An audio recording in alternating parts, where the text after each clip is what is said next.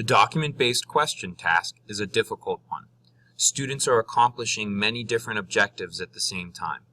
Students will be practicing their paragraphing skills by constructing strong body paragraphs.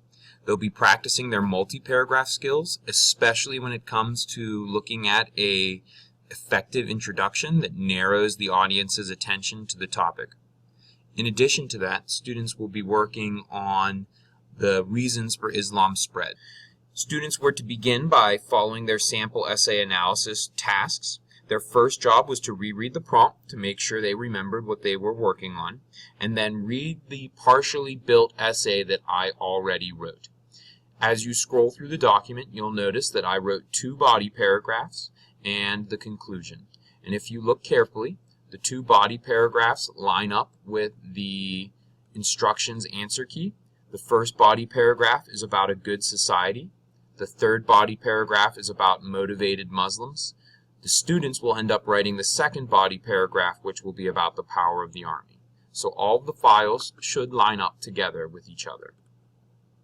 After students read the entire essay, their job was to reflect on the conclusion in particular. I asked how the author, Severus in this case, attempted to make the topic relevant to their audience. A strong conclusion connects the audience with the topic. They make it important. A conclusion shows how it's related to their lives or why it's useful to understand. It shows why reading this essay is a valuable thing to do. And so what Severus attempted to do is Severus connected the growth of Islam to leadership in the modern world. In particular, when you look at the end of the conclusion, he's talking a lot about how leaders can learn about spreading an idea from the way that Islam grew in the 7th and 8th century CE.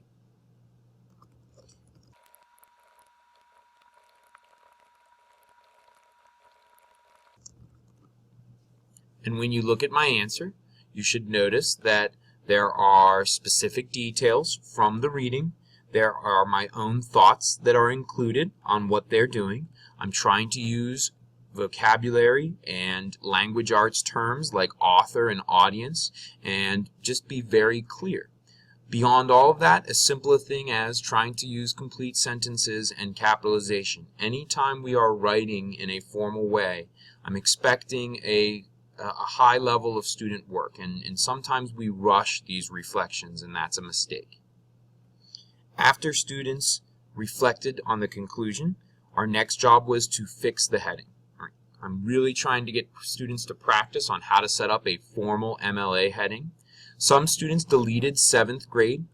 You can leave that in there. Sometimes that's a more specific name for the class. We do need to capitalize social studies since it's part of the heading. We also need to spell out the date. And then as we've been learning about in Hot Topic, we need to adjust the capitalization in the heading. The first and last word should always be capitalized in a title. Nouns, verbs are capitalized, but prepositions, articles, such as of, is a preposition. They should not be capitalized. Then, students were to color code the body paragraphs. My goal in having students do these markups is to get them to see an example of a well-organized writing and the different pieces that are a part of it.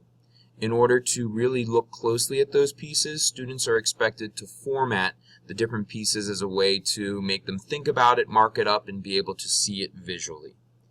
The first job is usually the easiest one. I had students turn the topic sentences dark green and the conclusion sentence red.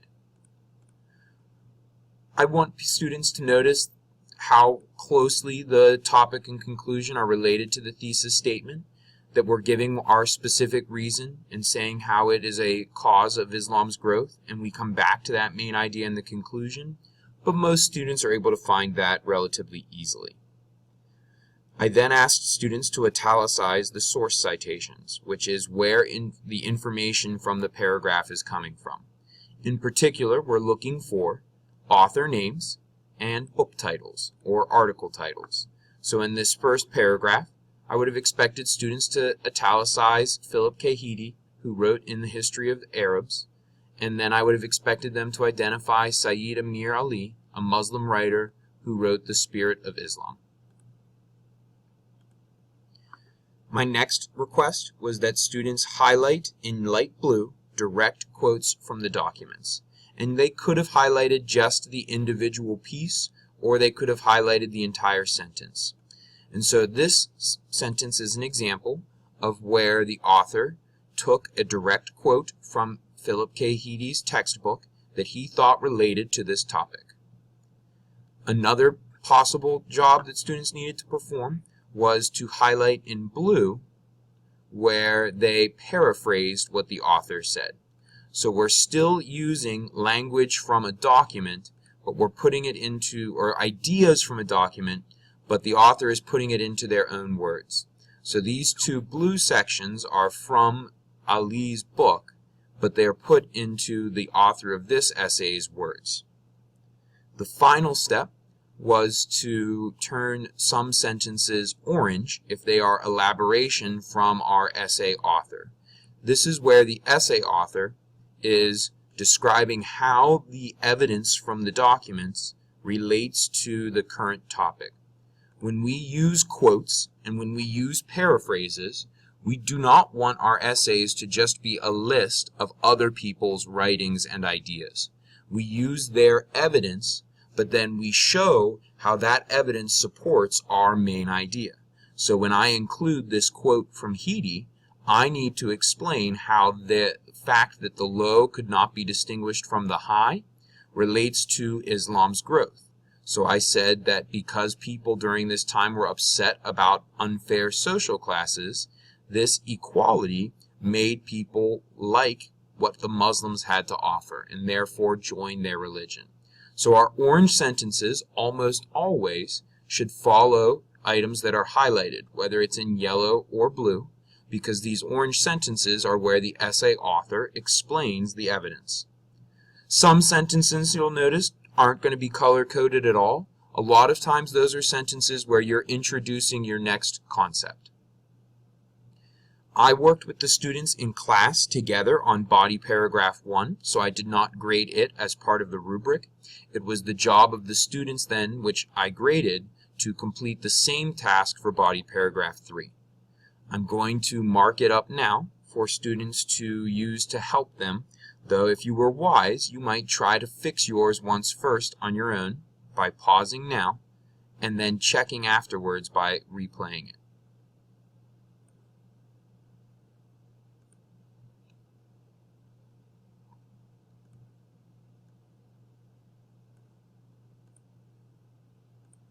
Again, marking our topic and conclusion sentence, reading through them to make sure we understand that the main idea in this body paragraph is that Islam had motivated followers who helped to spread the religion.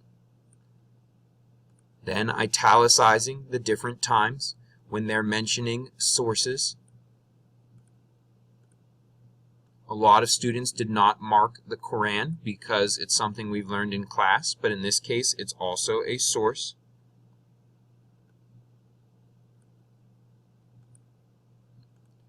Then highlighting any direct quotes that we found in the essay, straight from the documents.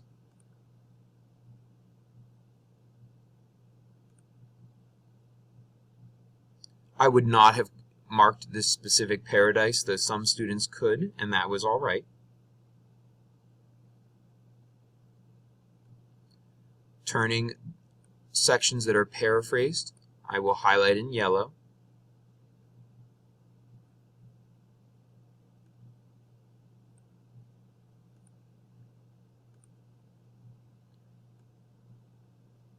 And then marking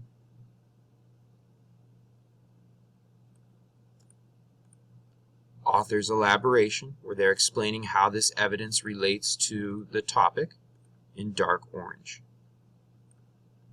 And again, you can see the very similar pattern of highlight, elaboration, evidence, elaboration, evidence, elaboration. That same pattern is what students should use in their own writings as well. Once students analyzed the existing paragraphs, we move into the harder job, which is writing our own paragraphs for the pieces of the essay that are missing, in particular the introduction and the body. The introduction is the hardest part for many students, and it's why I'm making them write it again as part of this essay. You need to begin with an attention grabber. And attention grabbers can follow many different paths. The Google Classroom has a review of different strategies that you can use. One simple strategy is to use strong language on the topic that you are discussing. Here's an example.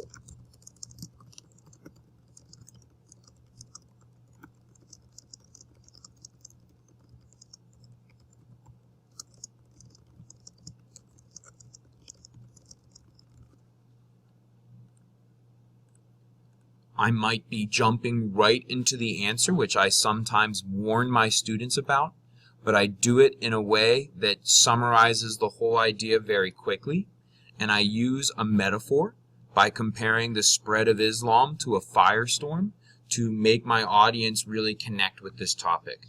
Sometimes by using strong, clever language, your audience can become more interested, especially if it's something that they can visualize in their head, like a large inferno sweeping across an area. From there, however, I need to remember that in my lead-in, my job is to slowly narrow the topic. So I'm going to start very broad, right, with a big idea. What is religion?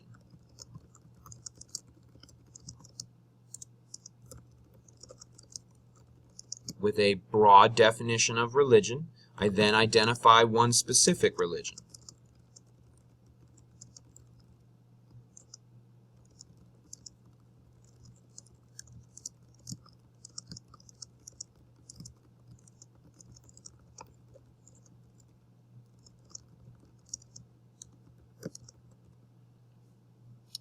I then begin to move to the idea of the beginning of Islam, and perhaps already you can predict how I'm going to connect this to the topic, because we can move from how the religion started and it became very large.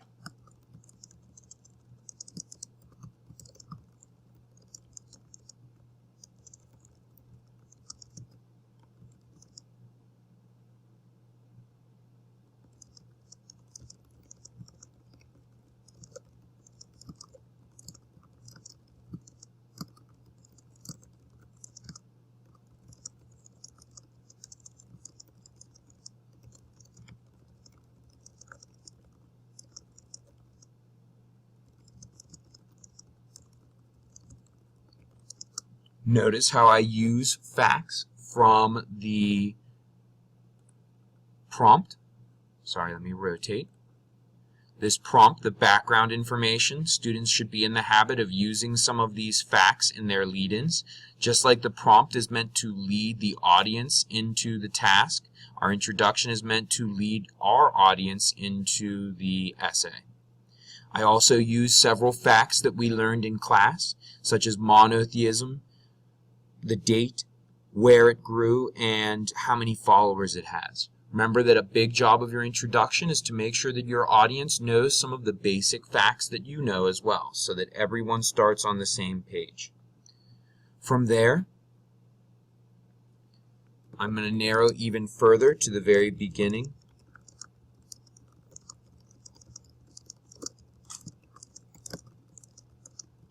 And then I will use my thesis statement that we built in class and can be found on the graphic organizer.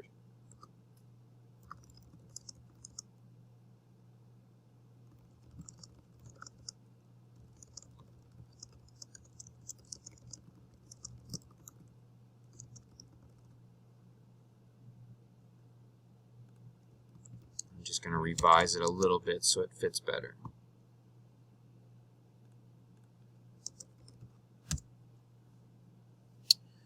Students are encouraged to come up with their own. I don't want you to copy mine from this tutorial. However, hopefully you can see how I used facts, but not facts about the spread of Islam, facts in general, to get our audience to the topic. Remember, the job of your introduction is to clearly introduce the topic, not to preview your answers. All right? That's, I think, where many students get confused. The second body paragraph was the other part of this essay that students had to complete. You begin with a clear topic sentence, which should be based right off of your graphic organizer. If we're working on body paragraph 2, we're focused on the power of the Army, and so I will use that to write my topic sentence.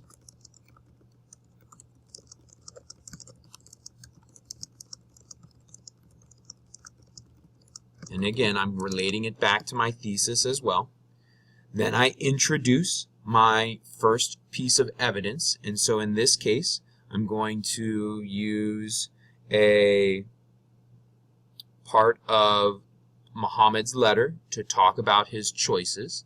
And so I would say, according to a letter Muhammad authored,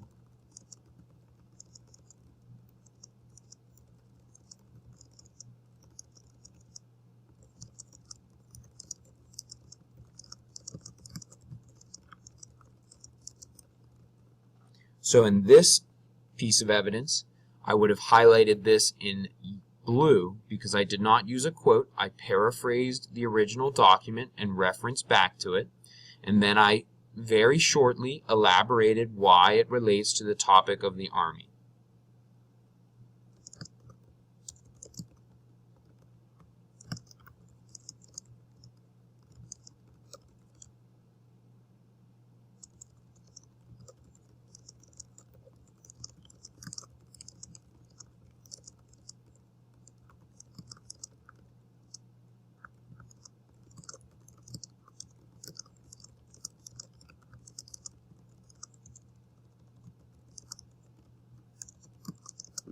Notice that a lot of times I will introduce my source first and then the evidence from that source.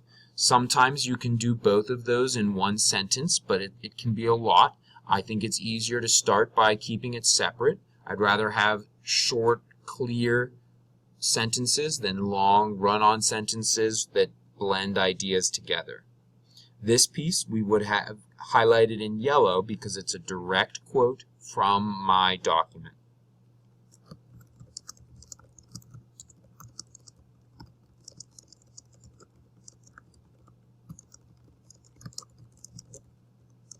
And with that, I have two pieces of evidence included. I've elaborated both of them. Now I construct a concluding sentence.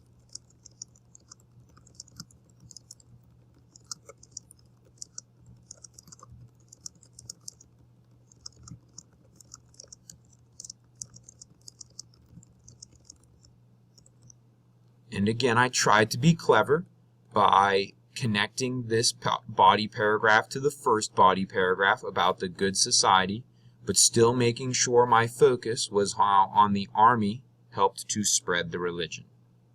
Again, I do not want students to copy my body paragraph 2 word for word, but I want you to follow my example of using the author's names and the titles of the documents, right? It's a letter. And here we could even add in that the title of this document, right, if we're looking at Sir Edward Creasy, this would be from the 15 Decisive Battles of the World. I could add that in.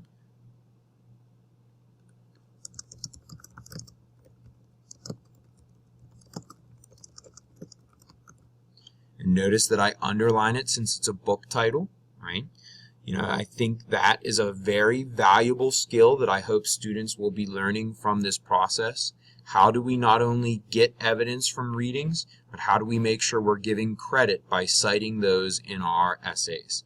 What we don't want to say is always writing Sir Edward Creasy said, or in the blah blah blah it said. That's not a very effective way of citation. So using some of the examples in the readings here might help us with that. Again, I encourage you to pause, rewind, scan through this video as a way of revising this. Not only is your DBQ a large summarizer score, which is useful for your trimester grade, we'll be doing more of these later in the year, but in the biggest sense, these are great practice for research, for writing, and for organizing ideas based on evidence. So I think all students would be wise to revise their work until they have an A on this assignment.